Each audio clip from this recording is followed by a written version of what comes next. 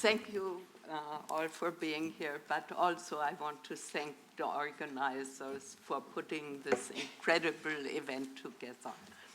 And as I will explain shortly, I have changed my topic, and my talk is now called Traumatic Disconnections, the Fragility of Brains and Selves. And I begin with two short epigraphs, one by Fanny Howe from her recent book, Love and I. My brain is the sun I cannot look at. And the second is from Paul Brock's book, Into the Silent Land. A major challenge for neuroscience in the 21st century will be to try to figure out how brains and selves go together. I will now open with the poem I wrote in 2014 after Harry, a friend who suffered from aphasia, came to visit me during a sabbatical year I spent back at Konstanz, my German home, where we had met each other 45 years earlier. And the poem is titled, The Year He Lost His Words. He runs toward her, flapping his arms like bird wings. He picks her up and swirls her through the air. Now she is flying, but her joy fades into the vast expanse of his eyes, the saddest she has ever seen. Nobody suffers like him, she thinks. His silence fills her entire world. Sentences are rare now, monosyllabic utterances at best. Words come with a stutter, with hesitation, despair almost. Primary aphasia, they call it, of the progressive kind. But what does it mean? What is the inner life of language loss? In the thin air of our flights of fancy, we used to speak lightheartedly of the prison house of language. But what about the prison house of a life without words, where the afflicted language beyond hope, mute witnesses of the soul's entropic downhill spiral? It seems to her that Harry fears nothing more than the hermetic seal of a wordless world. How does he think without tools to translate thought? How does he feel when words fail him, when minimal utterance requires fighting the turbulent void of a mind devoid of speech? My mind at peace, that is to say empty, wrote he who knew better than any the vicissitudes of silence. And it was under the mesmerizing spell of Samuel Beckett's wordless rhythms, when they went with Harry to see footfalls, that a sudden spark of true happiness in his eyes carried memories of who he used to be. Once upon a time, he wrote a story every night. Does he remember his story all dried up now? Could he possibly keep telling stories to himself in secret? And what about states of reverie? Are they like silent films on a silver screen, images of infant dreams? Becoming child offers an uncanny light of flight, a mode of molecular entry into the foreclosed world of others. Like a child, he wants to hold her hand, touch her face, take her to the playground for a ride on the swing, moments of mournful ecstasy. One day he takes her to see Gerhard Richter's paintings, shows her turbulence in a space beyond human reach.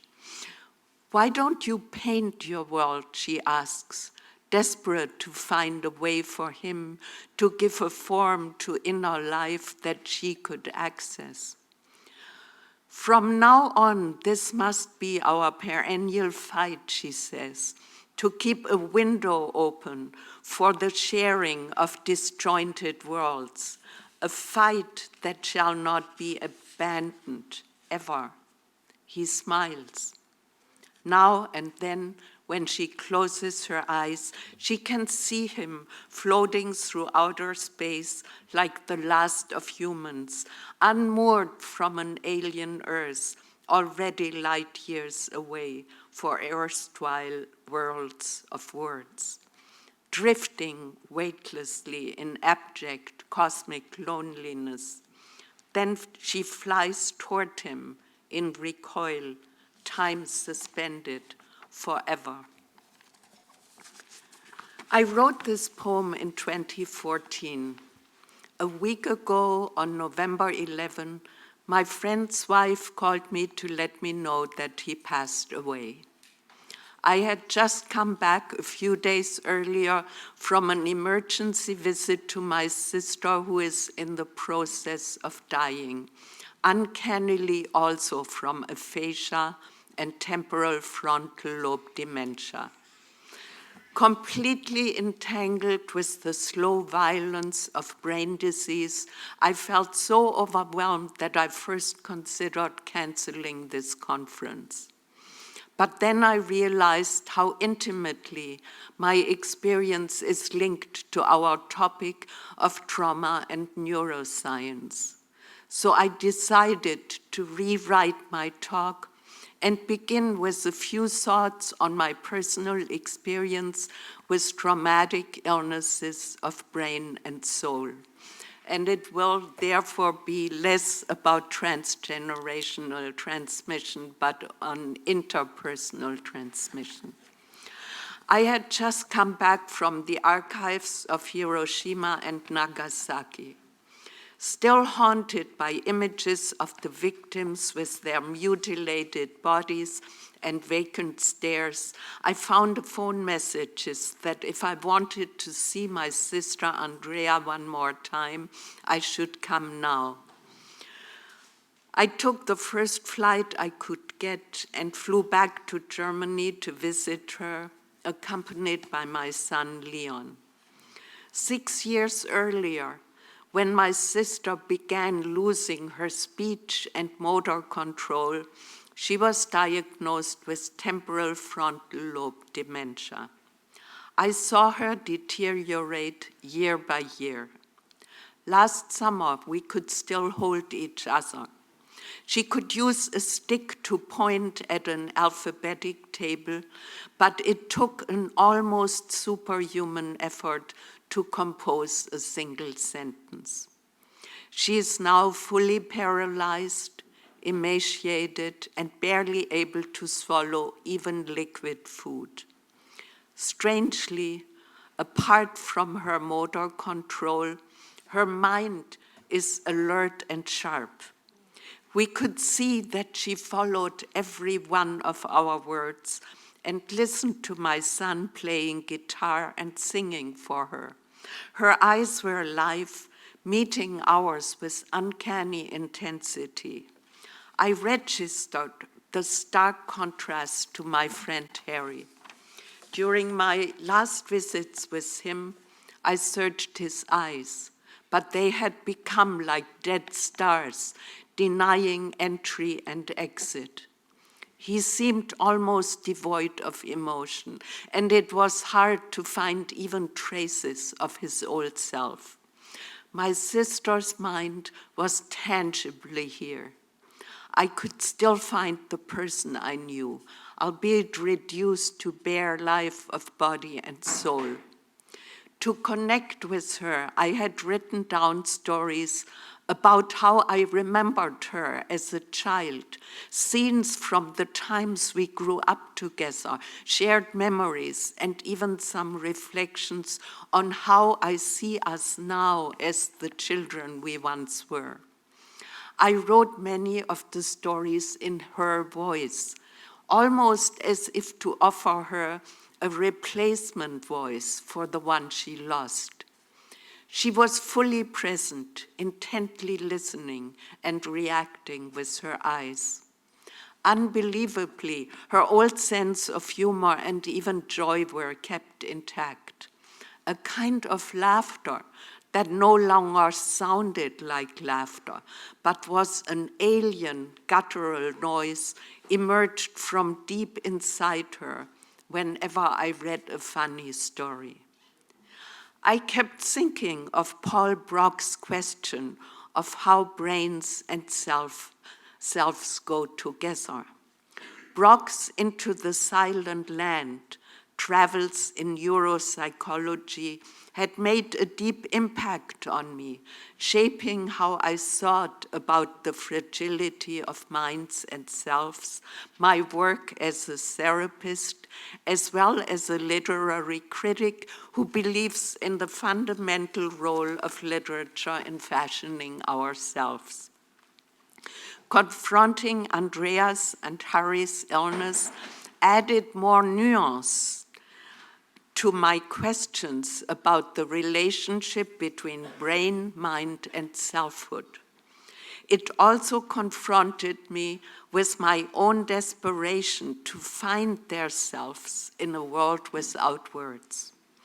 To the extent that Harry's brain was destroyed by dementia, his self seemed increasingly to disappear. At least it became harder and harder to find what might have remained of his self. His empty face defied any expectation to find a self behind the face or a soul reflected in his eyes. His world seemed devoid of emotional contour and color. Where was he, and how could I find him? The most traumatic thing for all who loved him, I think, was to feel that we had already lost him. It was as if he was buried before his time in his own body. By contrast, it was easy to find my sister and even witness her emotional responses. What was impossible, though, was to know anything about how she felt about her illness. How did she experience her own suffering? What were her thoughts? What was her inner world? Did she have a dream life left, or even remnants of desire? Did she still have a will to live, or did she want to end it all and die? She too was locked into the prison house of a body shut down by a destroyed brain. But we could still find her soul in the flickers of her eyes, in her intermittently intense stares, or in the primordial sounds that carried the traces of laughter. One question keeps haunting me. Who knows how she feels her soul or herself? For all we know, she may still have a rich inner life in which she processes the world around her, her state of being, and her relationship to loved ones and caretakers. But there will never be a way to tell. Brock's writes, quote, "The brain evolved as a means of orchestrating adaptive interactions between the organism and the world. To achieve this, it must maintain both an inward and an outward orientation, monitoring and regulating the state of various internal systems, while at the same time responding to the flows of events in the external world." An emerging theme in neuropsychology is that the brain has evolved systems dedicated to social cognition and action. It constructs a model of the organism of which it is a part, and beyond this, a representation of that organism's place in relation to other similar organisms, people. End of quote.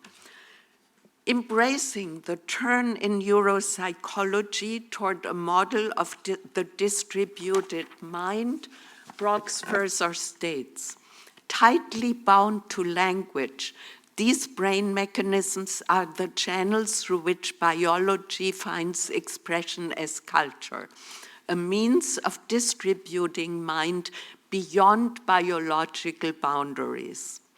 But if culture is an extension of biology, must we also accept that neuroscience has boundaries which deny full access to an understanding of brain function? In other words, must we turn to other forms of science and scholarship? End of quote. Among the latter, literary criticism, narratology, and semiotics may play a crucial role. Brox insists on the seminal function of storytelling, arguing that the mental processes, feelings, thoughts, memories that contribute to the assemblage of a self come together in a work of fiction. Quote, a human being is a storytelling machine. The self is a story. Rather than us telling the story, however, the story is telling us. Oh, sorry. In a similar vein, Mark Solms and Oliver Turnbull outline a relational neuropsychological theory foregrounding storytelling as a relational process. Quote, a unit of consciousness, a moment of awareness consists in its concurrent surround of objects. The essence of consciousness is therefore a relationship. I feel this in relation to that, or the complexities and difficulties of the inner world of subjective experience are part and parcel of the mind and how it works.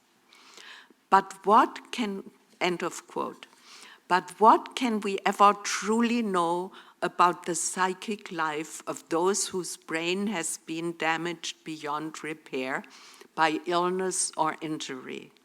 Brock states, the life of the self depends absolutely on the integrity of brain function. End of quote. Does this mean that Harry's deteriorating brain functions also killed the life of his self?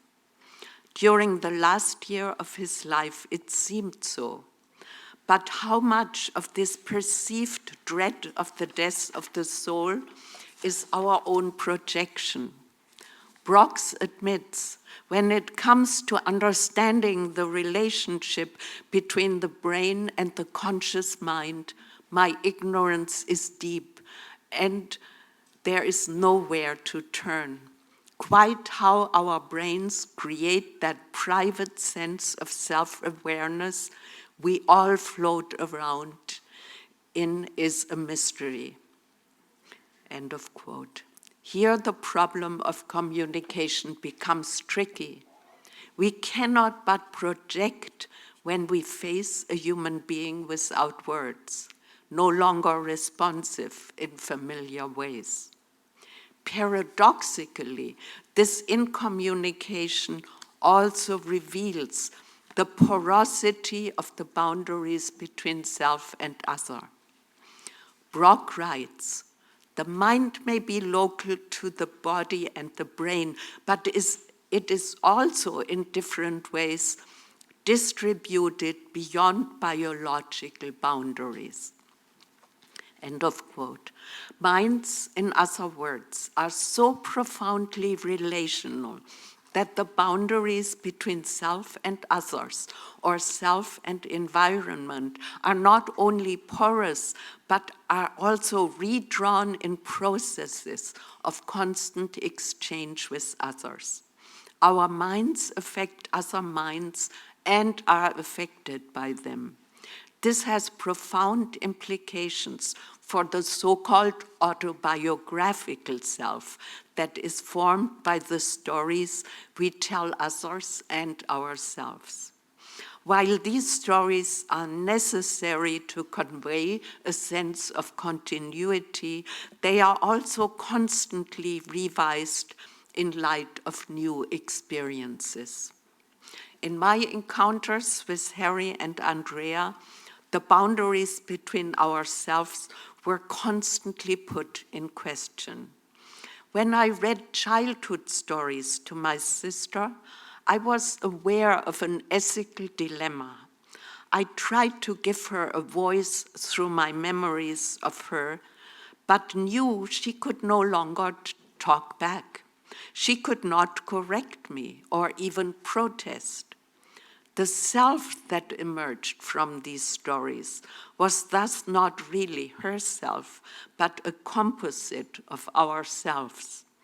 It was a meeting, if not a merging of minds, but one in which our minds were unequally distributed. Selves also emerge in face-to-face encounters. But what if a face like Harry's in his last year becomes effaced and our gaze meets empty eyes? Don't we read this as a sign of an already extinguished life and self? Phrases such as "he is no longer himself" or "the person he used to be" show that we treat the face as an emblem of the self.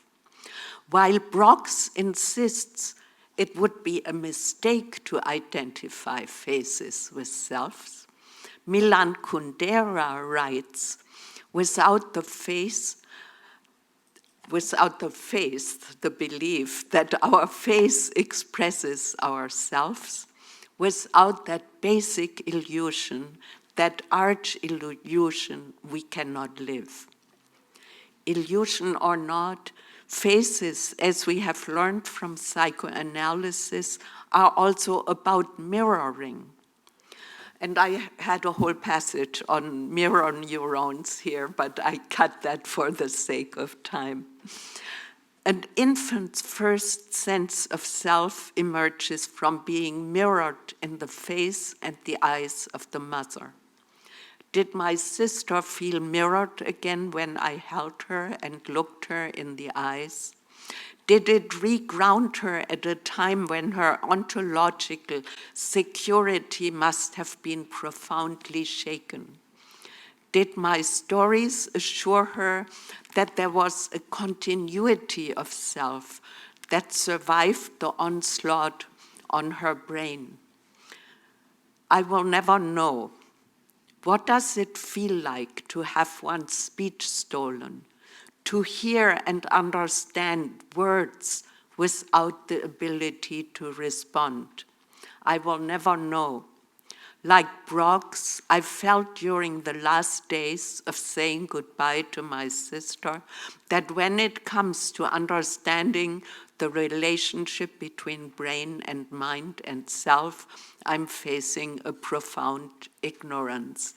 But like Kundera, I also tenaciously held on to the illusion that her face and her eyes expressed a self that was still intensely alive. With Harry, by contrast, I felt he had already left us. But then where was he as long as his body was still alive and he was still breathing? Thank you.